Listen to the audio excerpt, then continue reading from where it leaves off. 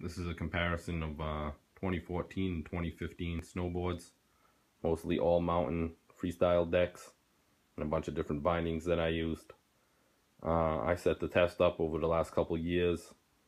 I rode each one of these boards for at least a day, a lot of them at least 2 days, and various time in betweens. I switched a lot of different bindings, did a lot of different setups, rode a lot of different terrain, a lot of different conditions.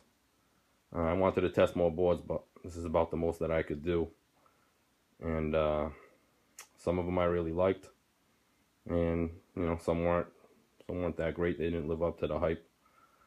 They are all 2014 and 2015. That's how long it's taken me to set this up, to do all this test, or whatever you want to call it, review. I mean, really, it's just an opinion of mine as to what is good and what is not good. But this year I noticed they were all really good. A lot of the 2015 decks, especially the ones that I'm looking at right now, there were different winners for different categories, etc. But overall, I would still have to say that the GNU Rider's Choice for all mountain boards is just definitely the top pick for my opinion. If you're an all mountain guy, I think that you should ride everywhere in the mountain, which includes the park. And for that reason, I would definitely give it to the GNU Rider's Choice. That's a 2014. I didn't buy the 2015 yet. I did order the 2015 in an Aspen, and I bumped the size up to a 157. The GNU Rider's Choice there's matched up perfectly with the Flux DL bindings. I believe that's what's on there. Or DS bindings, I think that's what it is. My favorite binding of the year for all mountain stuff. What I did to the left there is my favorite freestyle decks. That's a 2015. That's a lib-tech Burton box scratcher with Malavita Burton bindings. I think those are in a black or navy color. And they got the wings on it. That was an awesome binding. That's definitely, if you're going to be doing a lot of jibbing, that's my top choice.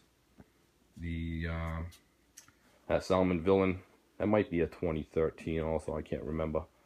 I had a lot of time on that Villain. That's a great board. Can go all mountain, but definitely a strong freestyle base on that Salmon Villain. And then you got the little Nug over there. That's a 2014. That's an awesome, I would say, beginner board to intermediate. If you want to learn freestyle and ride some freestyle, you should pick up that if you're just starting out. Great board. You can use it for many years. Don't want to be much. That's a 146. I would say you don't want to be anything over 175, 180 pounds for that 146. I still like it. I'm usually between 185 and 190. So I usually stick around to 154, 155, 156 range. But that Nug is real fun. Can fit a lot of different people, and it can help you build confidence as you progress in your snowboarding. These main ones here between the Rider's Choice, the TRS, and the Forrest Bailey. I mean, they were all really great. I mean, you can't really go wrong with any one of those. If those are your first choice for just doing everything, you can go with any one of those. But this year's big surprise, I think, was this Burton custom blend. It's a custom flying V. I really like that board. It's got a lot of pop. It's got a lot of it's really flexible, and can definitely do all mountain. I spent a few days on that. I really like that one. It doesn't have the edge hold like the Rider's Choice and the TRS does, but it still has enough with the frostbite edges. And that was a really great board, real snappy. I really like that one. I'm an East Coast guy, so for me, that's why I tend to really like that Rider's Choice. It's got that magnet traction. So does that TRS. That's got a lot of magnet traction on it. It's got more magnet traction than, say, this Forrest Bailey, which is a really awesome board too. But you can see the waves on the side of that TRS. You know, it's just a little bit more than the Forrest Bailey. Then the other two here, these were really close. Was this Burton Custom Flying V and this Proto from Never Summer HD, I think it is. I really like both of these boards. You can go either way. The Proto had it over the Burton when you went into bumps, stuff like that. But in the park and stuff, I thought the Burton was a little bit better there. So that's why I'd go with the Burton in that case. A couple other boards that were really good, but definitely more for if you're just going fast and, you know, all mountain guy, you want to lean towards this. That's an Arbor Wasteland, also the same as a Coda. Excellent board, really fast. The bass on that was really fast. I'm not sure what kind of bass it was, but it was super fast. Definitely a little bit heavier. I matched that up to some gold Flux DS bindings. This one I had a couple days on too. That's a 2014 Jones Twin. That's another really good one. And I really like that board. Good looking board. Pretty light, lighter than the Arbor.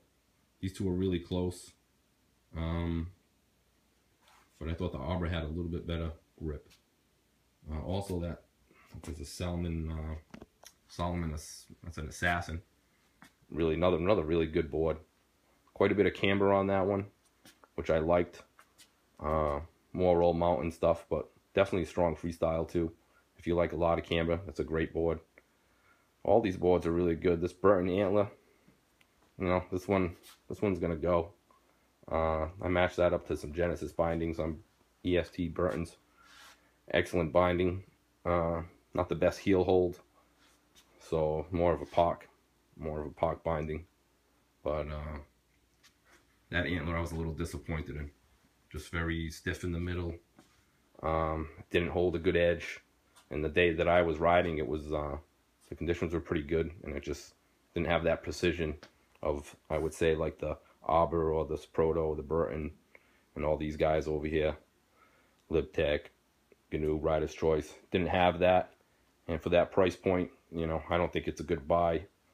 I would probably pass that up. I think that's about it. You know, excellent binding right here. This is a Solomon Hologram. One of my favorite overall binding. If you're going to do all mountain, that's definitely one good pick. These Malavitas too was pretty sick freestyle setup. If that's your game, you might want to go with that. But for all mountain, I really like this one here. Can do the park, can do, holds a good carve. I really like that. Plus they're good looking and they hold up. Simple to use, easy to dial out on the hill. These were great too. Solomon Defender, a little bit stiffer, but another great binding. Solomon's really catching up to the Flux. I can go either way for my top choice, but overall I'd have to go with that DS. Over here, this is I think it's a 2013 Yes, Pick Your Line, some Ride El Jefe bindings. It's a great one, really nice board. But that's my powder board. I had it in a 159, and that's a 156 right here. I got rid of the 159, but I really like that one. Down here is another one I haven't even used. This is the 9-decker Megalite.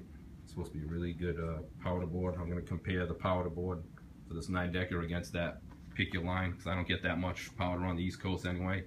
That's why I only got a couple of them, so just curious to see who's going to win that battle. But it's going to be tough to beat that Pick Your Line, because overall that's a great snowboard over there.